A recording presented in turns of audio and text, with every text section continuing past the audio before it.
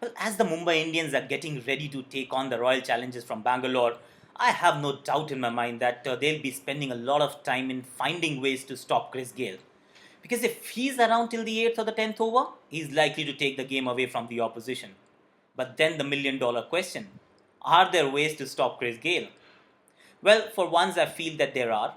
And we can start by observing the template that Chris Gayle is following these days, which is to take a little bit of time in the beginning. It doesn't really go after the bowlers in the first power play overs, and that provides a window of opportunity for the bowlers to dislodge him.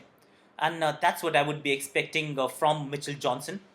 Just to abandon that T20 line and length, go back to the test bowling ways instead of bowling that just short of good length outside off stump, hitting the fourth or the fifth stump.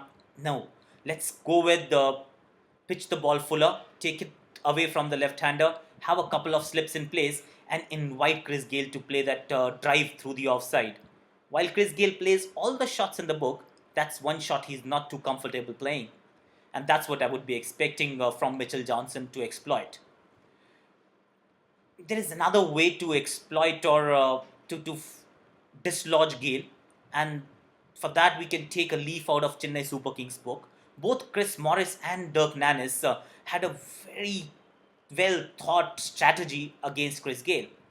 Both of them peppered him with a lot of short pitch stuff, a lot of stuff into his body, cramping him for room, and it paid off.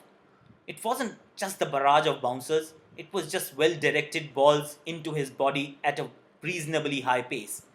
That ensured that Chris Gayle abandoned his template and did something out of character, ended up falling to Chris Morris to a ball that he would have left alone otherwise. And that's what you need to do, bring him out of his comfort zone. Last but not the least, his uh, proficiency against the off spinners or the lack of it. Ravichandran Ashwin exploited it a few times in the previous season. Hanuma Vihari did well in this season, and I think that there is one chink in his armor, and that is the way he plays the off spinners. And Mumbai Indians do have Harbhajan Singh in their team. I would expect him to really bowl up in the first 6 overs, invite him to play few shots, don't allow him to just defend everything, and that's when you can get him out. Make him play a shot and induce a mistake. Chris Gayle is a phenomenon. The way he's batting in T20 cricket, he can cause mayhem, some serious damage. But then it's always good to plan, and even then you fail, it's all right.